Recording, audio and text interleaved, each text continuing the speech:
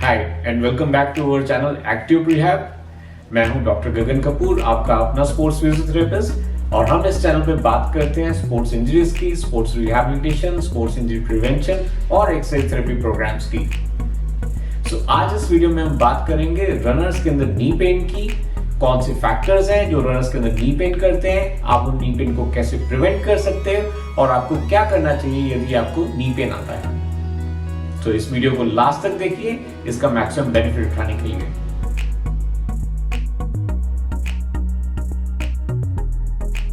Runners में knee pain बहुत ही commonly देखा जाता है और ये knee pain generally overuse kind of injury होती है, जिसके अंदर कोई ट्रॉमा नहीं होता है, बट एक ओवरयूज काइंड ऑफ इंजरी है। इस नी पेन को जनरली एंटीरियर नी पेन या रनर्स नी भी कहा जाता है और मेडिकल लैंग्वेज में इसे पेटलोफेमोरल पेन सिंड्रोम भी कहा जाता है। रनर्स नी के अंदर घुटने के अंदर स्वेलिंग होती है, पेन होता है, क्रेपिटस हो सकता है जिसे आवाजें आना बोलते हैं, और इसकी वजह से आपकी जो एक्टिविटी है वो लिमिट हो जाती है। आपके घुटने में स्टिफनेस महसूस होती है जो ज्यादातर ज्यादा देर खड़े होने या एक ही पोजीशन में रहने के बाद आती है। एंटीरियर नी पेन के कुछ स्ट्रक्चरल कारण हो सकते हैं, मगर कुछ और कारण भी हो सकते हैं जिनको हम मॉडिफाई कर सकते हैं, और उन कारणों को हम एक एक करके इस वीडियो में अभी डिस्कस करेंगे।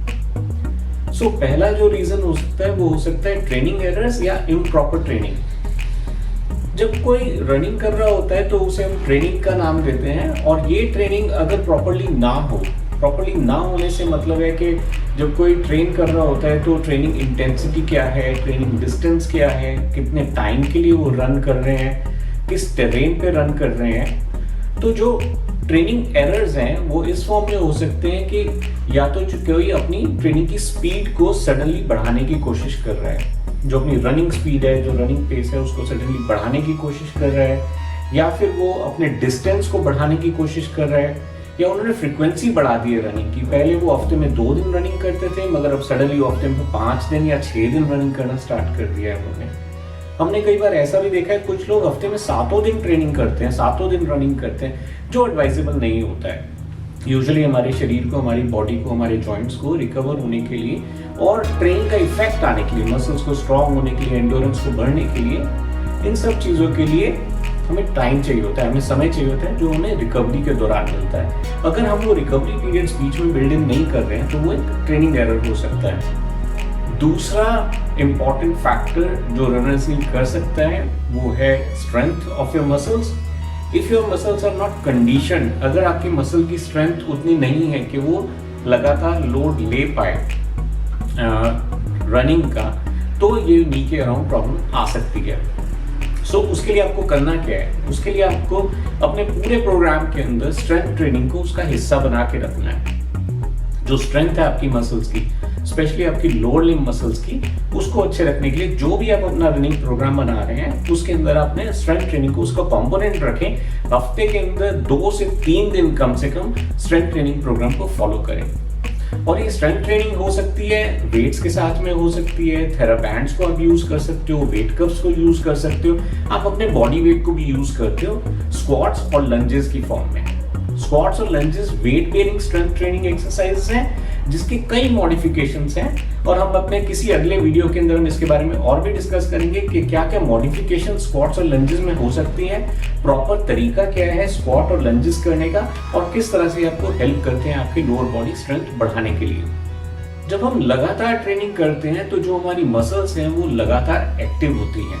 जब हम ट्रेनिंग कर रहे हैं, रनिंग कर रहे हैं, तो हमारी जो फ्लेक्सिबिलिटी है बॉडी की वो मसल्स की घटने लगती है और मस्कुलर इम्बैलेंस होने के चांसेस फिर से रहते हैं। तो stretching program should always be part of your running program. आपको अपनी रनिंग के साथ साथ अपनी मसल्स की स्ट्रेचिंग भी करनी चाहिए, और जो मेजर मसल्स हैं, जो मेजर मसल ग्रुप्स हैं लोअर एक्सट्रीमिटी के, उनकी स्ट्रेचिंग बहुत इंपॉर्टेंट है। जैसे कि काफ मसल्स हो गई, आपकी हैमस्ट्रिंग मसल्स हो गई, क्वाड्रिसेप्स हो गई, इवन जो आपके हिप के अराउंड भी मस्कुलेचर है उसे भी आपको रेगुलरली स्ट्रेच करना जरूरी हो जाता है।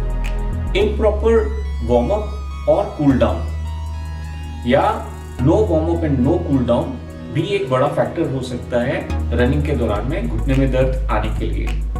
वार्म अप और कूल डाउन हमें प्रिपेयर करते हैं, हमारी बॉडी को प्रिपेयर करते हैं लोड लेने के लिए।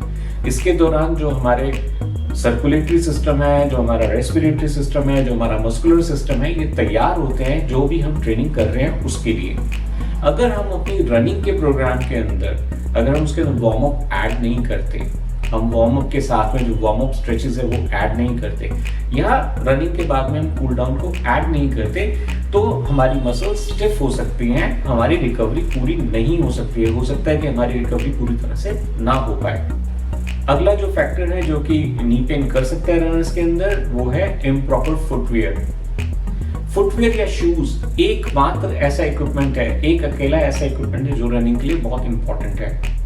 और अगर आपका शू या फुटवेयर आपको अगर अच्छे से फिट नहीं होता है, या वो वेयर एंड टियर हो चुका है, या वो घिस चुका है और आप उसे लंबे समय से इस्तेमाल कर रहे हैं, तो वो आपके फुट को वैसी सपोर्ट नहीं दे पाएगा।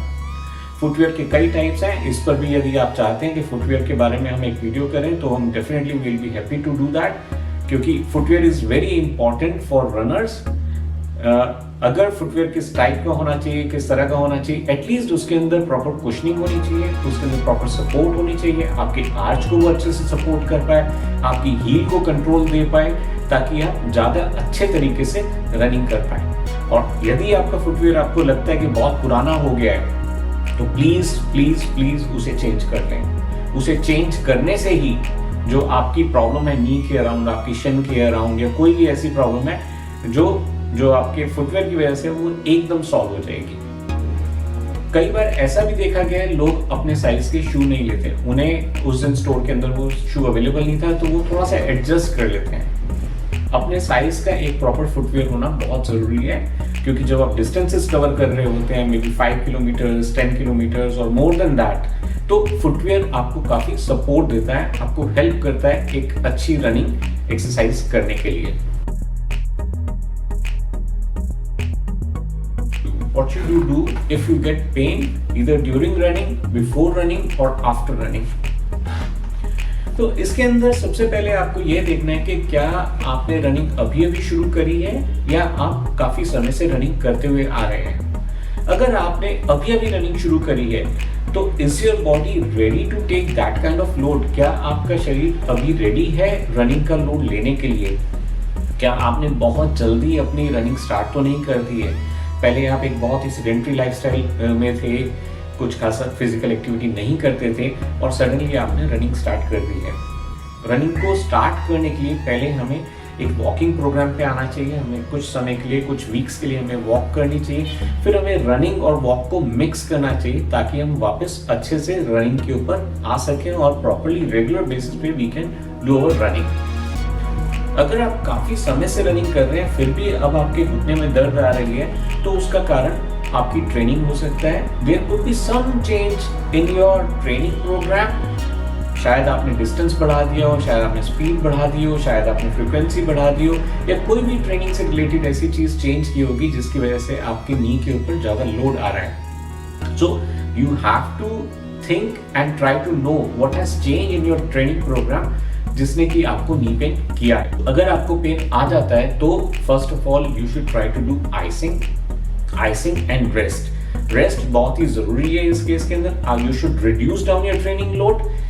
हो सकता है कंप्लीट रेस्ट। अगर reducing down training load is not helping, आपको लोड रिड्यूस करने से कोई खास मदद नहीं हो रही है, then take complete rest from running for a while. और अगर ये सब करने पर भी 48 से 72 घंटे में आपकी कंडीशन में चेंज नहीं आता है, तो फिर आपको किसी स्पेशलिस्ट को मिलना चाहिए। आप ऑर्थोपेडिक सर्जन को मिल सकते हैं, आप फिजिशियन को मिल सकते हैं, स्पोर्ट्स फिजियोथेरेपिस्ट को मिल सकते हैं, जो कि आपको अच्छे से गाइड करेंगे कि आपको ये प्रॉब्लम क्यों हो रही है। आपको लॉन्ग टर्म में घुटने में प्रॉब्लम ना हो अपनी रनिंग की वजह से, तो उसके लिए जिन चीज़ों का ध्यान आपको रखना है वो है proper training, proper warm up and cool down, your strength, flexibility and footwear. इन सब चीजों का अगर आप प्रॉपर्ली ध्यान रखेंगे तो आप लंबे समय तक बहुत अच्छी तरह से अपनी फेवरेट हॉबी यानी रनिंग को कर पाएंगे बिना किसी प्रॉब्लम के। आई होप आपको ये वीडियो पसंद आई होगी और ये आपको हेल्प करेगी। अगर आपको ये पसंद आई तो प्लीज लाइक करिए हमारे वीडियो को, अपने फ्रेंड्स के अमंग शेयर करिए ताकि वो भी इसका बेनिफिट उठा पाएं। और please right in comment section कि आप और किन टॉपिक्स के बारे में जानकारी लेना चाहेंगे। हम डेफिनेटली अपनी भरपूर कोशिश करेंगे that we provide information about those topics which interest you. जो भी प्रॉब्लम्स आप फेस कर रहे हैं या जो भी चीज आपको इस वीडियो में ऐसी लगी जिसके बारे में और डिटेल्स जानना चाहेंगे तो प्लीज कमेंट सेक्शन में कमेंट करिए, हम उनको पढ़ेंगे और आपके लिए और वीडियोस बनाएंगे। This is it for today, see you soon, till then stay fit, stay healthy and keep smiling.